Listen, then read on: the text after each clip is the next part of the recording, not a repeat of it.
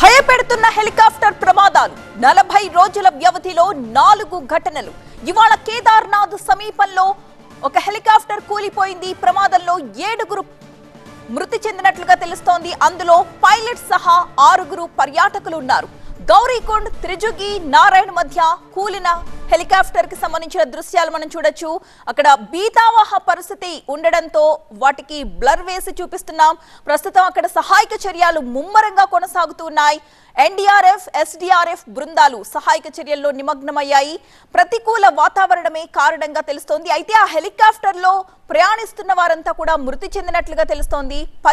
వాళ్ళంతా కూడా పర్యాటకులు. ఒక చిన్నారి సహా పైలట్ తో పాటు 7 మృతి చెందారు. 8 రోజుల కిందట హైవేపై హెలికాప్టర్ ఎమర్జెన్సీ ల్యాండింగ్ అయింది. అయితే అంతా సేఫ్ అయినట్లుగా తెలుస్తోంది.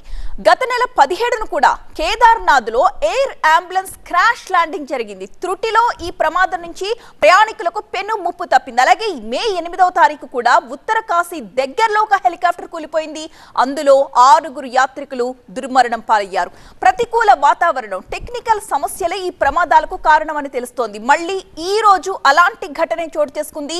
గౌరీకొండ్ త్రిజుంగి ఏరియా మధ్యలో కేదార్నాథ్ వెళ్లడానికి దగ్గరలో ఉన్నప్పుడు ఈ ఘటన జరిగినట్లుగా తెలుస్తోంది. ఆ హెలికాప్టర్ లో ప్రయాణిస్తున్న వారంతా మృతి చెందినట్లు తెలుస్తోంది. అయితే ఎంతమంది అందులో ప్రయాణిస్తున్నారు అన్న విషయం ఇంకా తెలియాల్సి ఉంది. కానీ 7 మాత్రం మృతి చెందినట్లుగా మనకి ఇన్ఫర్మేషన్ అందుతుంది. మే 8న జరిగిన ఘటనలో కావచ్చు, అలాగే అంతకు ముందు జరిగిన ఘటనలో కావచ్చు, ప్రయాణికులు మరణించడం ఒక ప్రమాదంలోంచి అయితే ప్రయాణికులు త్రుటిలో తప్పించుకోవడం జరిగాయి. కానీ ఈ రోజు జరిగిన ప్రమాదంలో మాత్రం 7 మృతి చెందారు.